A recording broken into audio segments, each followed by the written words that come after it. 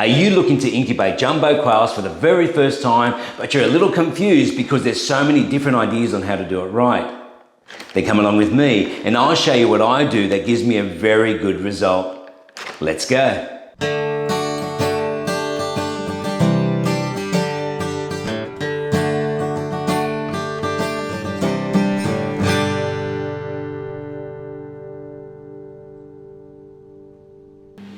Hey guys, Musa here from Quantum Home Improvements and Solutions. Welcome back. And if this is your first time to our channel, it's great having you join us. And so today I'm going to incubate jumbo quails. And so these were supplied to me by a very good friend of mine, Dominic. So in actual fact, back a few months ago, he got me to incubate some of his Jap quail eggs. And he gave me 20, and out of the 20, 12 were fertilized. And out of the 12 fertilized, I had 12 hatch, which is a great success. And I use this Borotto Incubator. And so I'm gonna follow the same path of the instructions of the Borotto manual fairly closely. I will change it marginally, but not much. And so there's 96 eggs here, and out of the 96, I can see there's probably about 90 that I can use. So you've got to be careful with eggs because you can have poo on them, and if they do have poo on them, you really need to discard them because they will have bacteria, and sitting in an incubator for 18 days or more, that egg could actually become very contaminated and will explode and then contaminate all the other eggs, which is not good. So Borotto do suggest that you run the incubator for around about 2 hours before you start incubating. And so I've had a lot of success with this Borotto, and prior to that I was just using the cheap eBay incubator, and I always had a very low success rate with it. So if you're interested, I will put a link below for the machine through Dynachook, through Ryan and the team, and you can get more information about it. So Dominic picked up these eggs from a supplier, and they've been collected for the last 7 days. Now usually I don't like to use quail eggs more than 6 days, but apparently these jumbo quails are fine, so we'll test that out. So when I'm incubating chickens, I do usually clean my eggs. I wash them with the hydrogen peroxide. But I'm told that with quail eggs, you don't need to do so much of cleaning. So I'm just gonna leave these. But as I said before, I won't be putting the eggs in that have the poo. So in this mix, I'm told there are some English white quails. So I'm really looking forward to seeing what hatches. So if you are going to get a Borotto, make sure that you read the manual and know how to operate it correctly. But I'll give you a lot of information in this video. Okay, so now we'll set up the incubator and we'll get the process going. Okay, so what I'll do first is take the lid off. Just put this on the side. And the next thing is I'm going to put some water in this chamber. So you can put it from the outside, but because it's open, I'll put it on the inside. And I'll just fill in some clean water. Make sure it's very clean. Okay, so the first 14 days, we're just gonna fill up one chamber, and we're gonna get that humidity up to around about 50-55% roughly. And that just helps the eggs to soften during the incubation period, because the eggs do have two membranes inside. If the membranes dry up, the chick won't be able to move inside and won't be able to hatch. So we're gonna keep that moist for the whole period. So depending on what quails eggs you're incubating, they're either up to 18 days or up to 23 days before they start hatching. In this case, here's 18 days. So for the first 14 days, we're gonna put the eggs on a automatic tilter, which tilts slowly over a 1 hour period, and that just keeps the eggs moving just as it would in nature.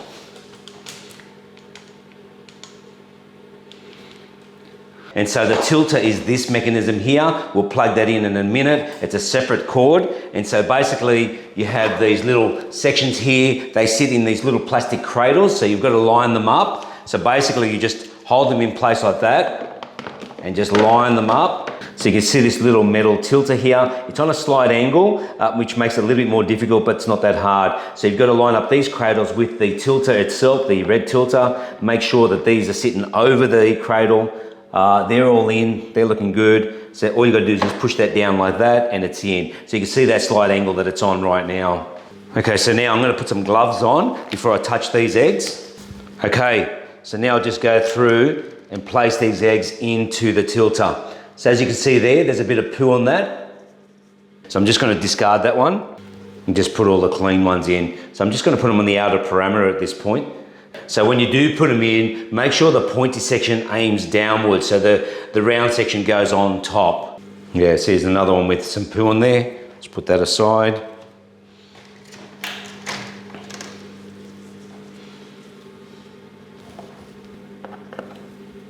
These are fitting in beautifully.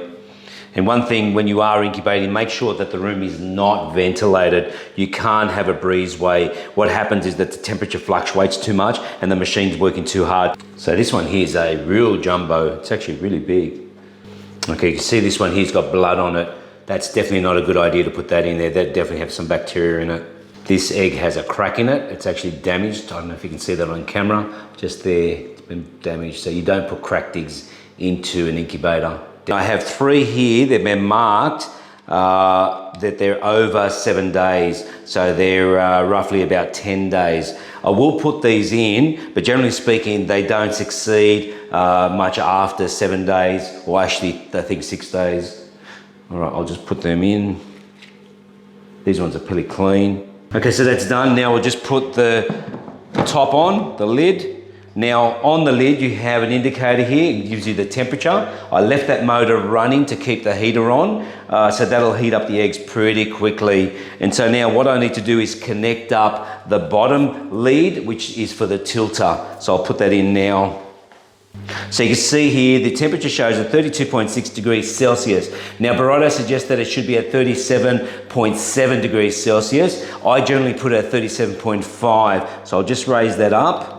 Okay, so the temperature is now here at 37.5 degrees Celsius, which is where it needs to be for the next 14 days before lockdown. Now, lockdown is basically a procedure where you take them off the tilt tray, but I'll explain that more later. So for the first 14 days, you've got to keep the humidity up. So make sure you keep filling up this tray with water. We've got to keep it around 50-55%, as I said earlier. Now, usually I candle my eggs around the 6th day with my chicks. With my chickens, but being quail eggs, they're going to be very difficult. I might give them a try, but if they're very hard to see the embryo and the vessels forming, I might just leave them till the 14th day.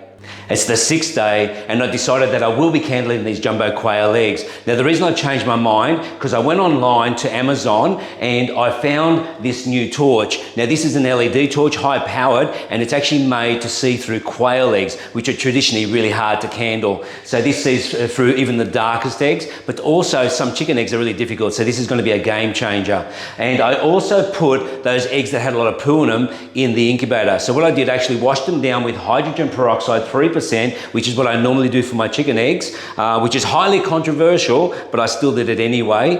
And then I washed it down with water. So that's another reason why I want to candle these eggs, to make sure that those eggs are okay. So now I'll turn the light off and we'll get into it.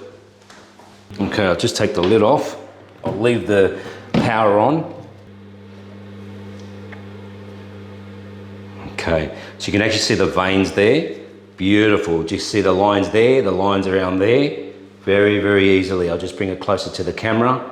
There it is there. Really easy to see. So just across there and just shooting off it. All right. Okay, so when you are candling eggs, you've got to be careful not to shake them around too much, because they will actually dislodge the embryo off the sac. So you've got to be really careful with that. Yep, that's looking good. So this one here, I'll actually put on the side because I'm not sure about that one.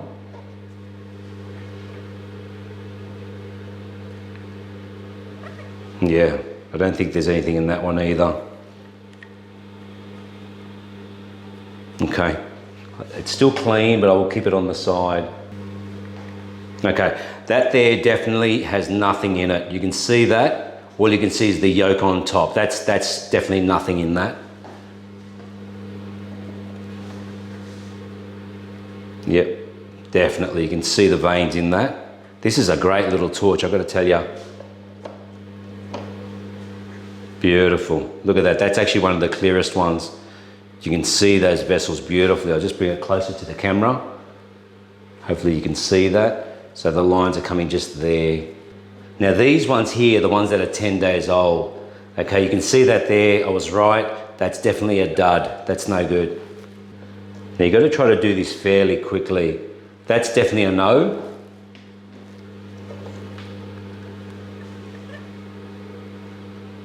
Okay, now Borotto do say when you're doing these eggs, you try to change them around their locations.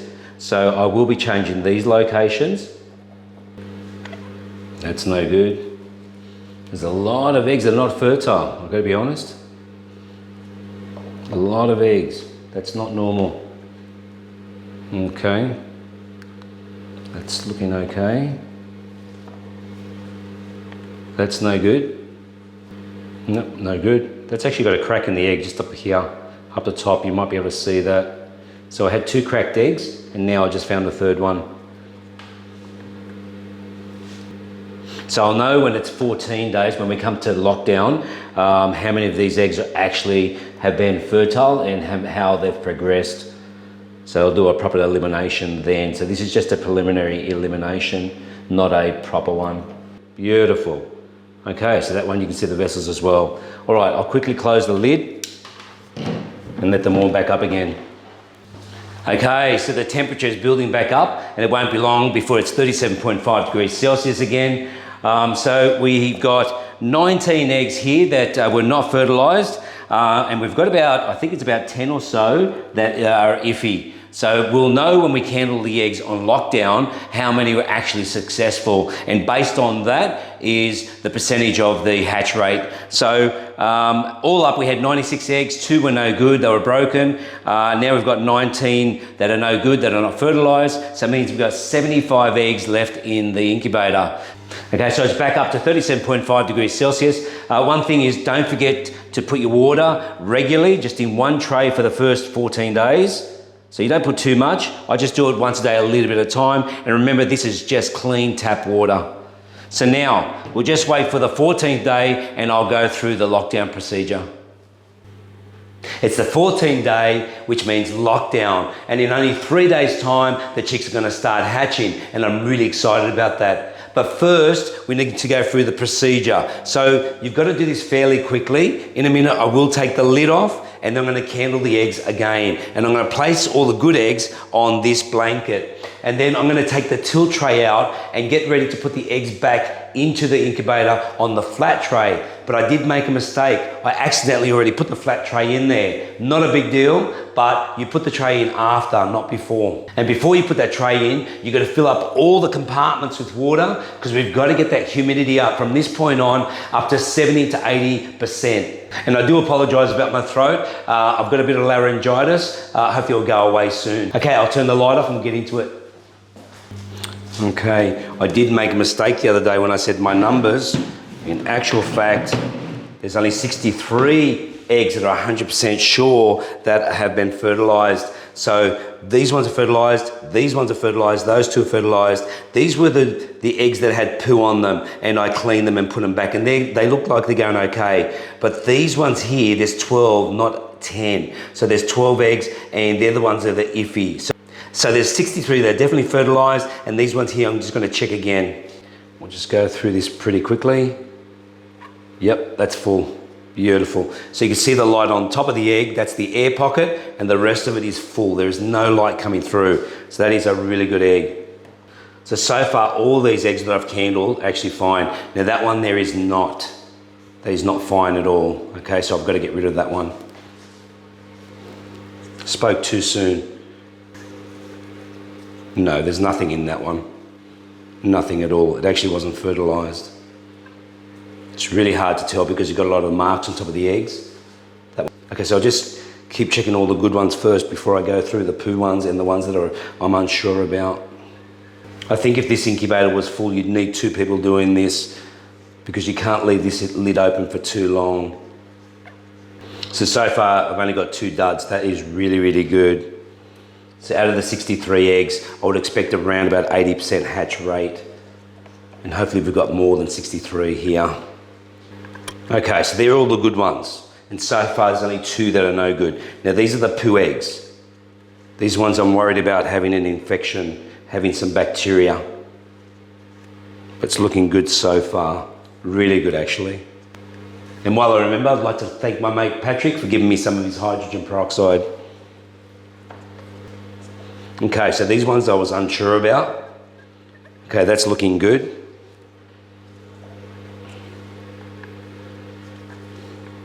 Yep. This one here is the 10-day-old one. It's marked and it's looking okay so far. Okay, that's definitely no good, and it was a dud. So that's 3 now. Another dud. As I thought, you can only just see the yolk. Yep, so that's no good. That's 4. All right, so now we've got to quickly take the tilt tray out. So just take it off this section here and the rest just pop off. Okay, so this is the tray I should not have put on yet. So I'm taking it back off for a minute and I'm gonna place good clean water in every single compartment. So I've put a litre in. I still haven't put water in this tray, but I can do it from the outside. So I'll do that shortly. Okay, so now I'll put the tray on again. Now, there is a bit of an issue. So this tray is one of the better ones, but these little openings here, the chicks can actually get their feet stuck in them. And if that happens, the other chicks start pecking at them and it starts to endanger their lives. So what I'm gonna do here is something that I don't normally do, but being quails, they're very small. I'm gonna cut this little sheet up here just to give them a fighting chance. Okay, so I'll just fix up the lining. Okay, so I did get this from Spotlight, so from a sewing shop. All right, so now I'll just quickly put the eggs back in. I'm gonna put them on the outer parameter purposely, because when the chicks hatch, they like to jump all over the other eggs and I don't want that to happen. So if I put them on the outside, there's a good chance they'll just come to the middle. They still will rock the eggs, but not as much. Okay, that's done. Let's put this on top. Okay, so the next thing to do now is drop your temperature half a degree. So we're gonna go down to 37. Okay, set at 37, that'll climb in a minute. So now you don't touch your incubator until after they've hatched. Now the chicks can stay in the incubator up to 2 days. So they need to fluff up before you take them out. But there is a technique that I do use so I don't lose my humidity. And I'll show you that process as we get closer. And for my Filipino mate Ray, if you want to make little tiny ballots, this is the time to do it. Okay, I'll see you back on hatch day.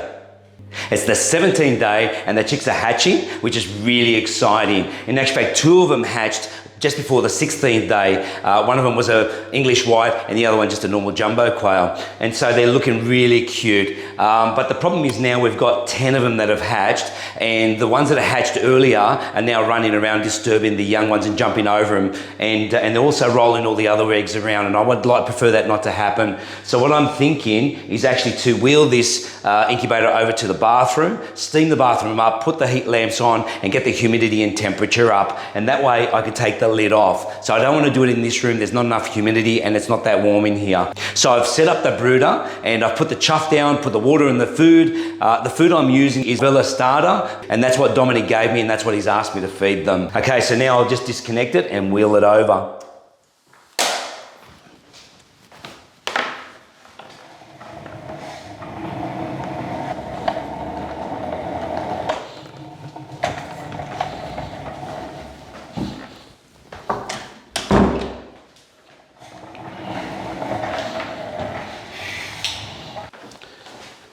Okay, I'll just reconnect the power. Beautiful. Okay, so now the temperature in this room is roughly about 26.5, just roughly it is building because I've got the heat lamps on, and the humidity is at 75%, which is just fantastic. Okay, so now I'll take the lid off. Okay, so there we have it. You can see the cheeky little ones that are running around and causing some havoc. So the ones that are just hatched was that one there and that one there, just a short while ago. And these things are really jumpy.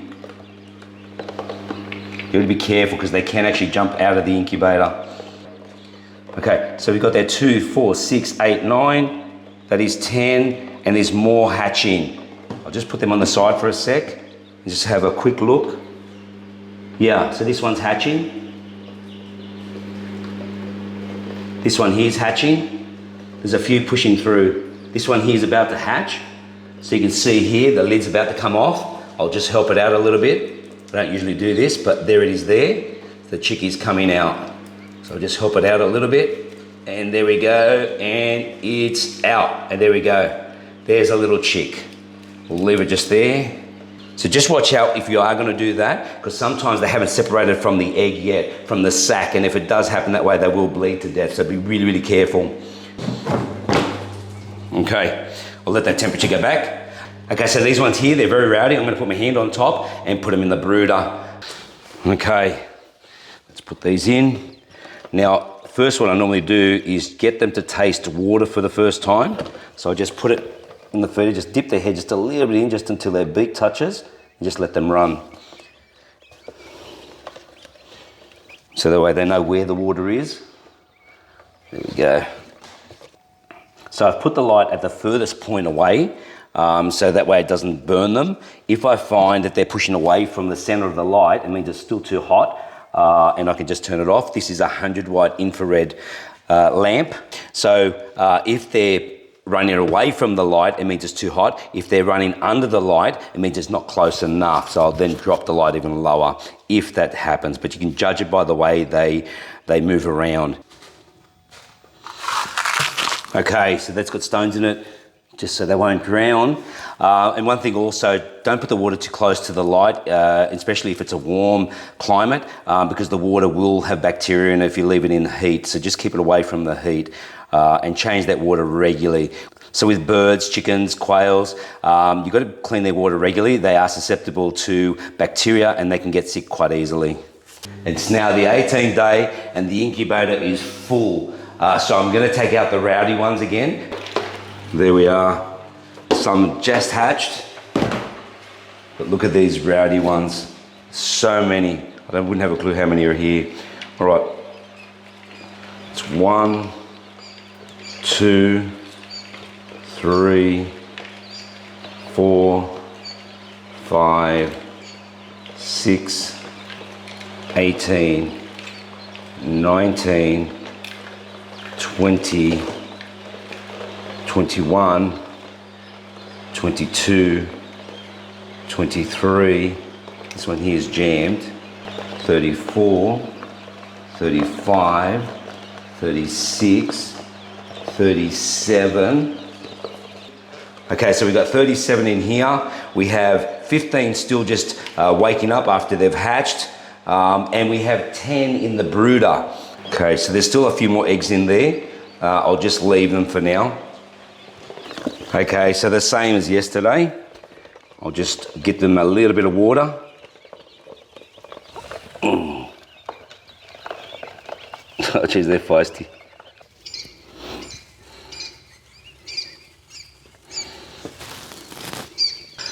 Okay, 47 quails. That is incredible, and we've still got 15 in the incubator and there's still a few more eggs to hatch. This is going to be a really high percentage of hatching. So we're coming to the end of the 18th day and I've checked all the eggs. Some of them weren't showing any sign of life, so I did actually open them up, and unfortunately the chicks didn't make it, so I didn't want to show that on video, so I just discard those eggs. But out of the remaining eggs, we did have 17 more hatch. Now 2 of them are struggling. So you will get that. You've got to be prepared when you are incubating chicks that you will get a couple that will die. But at this point, 64 have hatched. Okay, so now we'll open the lid and see how they're going. I have turned the shower off. There's no need to keep this room humid anymore. Okay, so some of them still haven't found their feet. They only just hatched only a few hours ago, but they're fluffed up beautifully. So what I do is I tend to put them on their feet so they can help them to get used to walking. And so these ones have come across. Now this one here only just hatched. It was the last one to hatch. I know it by the black stripes on the back. So that was the last one to hatch. That one's doing acrobats. Now this one here is the one that's struggling the most. I'm just gonna feed it, and I have been feeding just drops of sugar water. Just little drops, just to see if I can try to get it stronger. This one here was the second last one to hatch, so you can see he's only a little small one. He came out of a very small egg. So I did help some of these chicks out of their eggs. I needed to. All right, so we got 1, 2, 3, 4, 15, 16, and so this one here, you can see I just gave it a bit of sugar water and it comes back to life. So I'm just going to keep nursing this one and hopefully it won't die. So there's 2 that I'm actually a little worried about. But at this point, I'll put them in the brooder. Okay. Beautiful. That is amazing. Just look at them. So healthy. Wow. Okay, so I'll give these a few days and then I'll get Dominic to come and pick them up. Hey Dominic, how you going? Not too bad, how are you? Yeah, great, mate. These turned out beautiful. Oh, mate, there's heaps here. I love the colours, so many different varieties. Thanks very much for the opportunity to incubate these. I wasn't sure how I was going to go with them. And so you gave me 96 eggs, 2 were cracked on inspection, and there was a whole heap with poo on them. So anyway, I put them in the incubator and left the poo ones out. But then straight after I put them in the incubator, I realised that maybe I should have just cleaned them with, as I do for my chickens, with the hydrogen peroxide 3%. And so I did, and then I washed them down with water and put them in the incubator. And so on the 6th day, I candled them, and I used this brand new candle which I got from Amazon, and it's a high-powered LED. And I found it was very accurate in seeing what was in the egg. And so I found 75 that were fertilised. There were a few iffies in there because, as you know, quail eggs are a little bit brown, and it's hard to see a vessel when you've got all these different marks on the outside. So I still left them in the incubator. And so on the 14th day on lockdown, I candled them again and found that we had 71, it was a pretty good number. It would have been good if it was more, but it was still a pretty good number. And then after they all hatched, it was 64. I was so happy with the number 64 because that meant it was a 90% hatch rate. And let me tell you, compared to chickens, which usually aim for around 80%, that's still a pretty good number. So I'm very happy with that. So as I said, when I was taking the quails out of the eggs, there was a couple that were weak and they didn't make it. You've got to expect that when you are breeding any kind of chicks, birds, quails, that you'll get some that will die. Now, it can be a little bit disheartening, but that is nature. So I did get my Borotto incubator from Dynachook, and so Dynachook also sells supplements to have healthier chickens and birds. So if you are worried, you can get your supplements and other products from Ryan and the team. And I will put their link in the descriptions below. And I'll also put a link for the Borotto in the descriptions below. And finally, I'm going to put a link for using the hydrogen peroxide 3%. So the original video I made was breeding chickens, and I was using a cheap eBay incubator, which usually only gives me around about 20, probably 50% hatch rate. And so I showed how you use the hydrogen peroxide. So Dominic, you're ready to take these home? I'm ready to go. So Dominic, I just got to ask you, how long before these chicks start laying eggs? Around about 6 to 7 weeks, they will start producing fertile eggs. Fertile eggs. So you can start hatching new eggs after 6 or 7 weeks. That's right. Wow, that's fantastic. Dominic, thank you very much for the opportunity. I really appreciate that. Thank you very much. So that's the end of this video. I hope you enjoyed it. I hope you got something out of it. And if you have any comments at all, please leave them below and I will get back to you. And I'd ask if you please consider to subscribe, hit the like button and share this video. And there's many more to come. Thanks, guys. Thank you.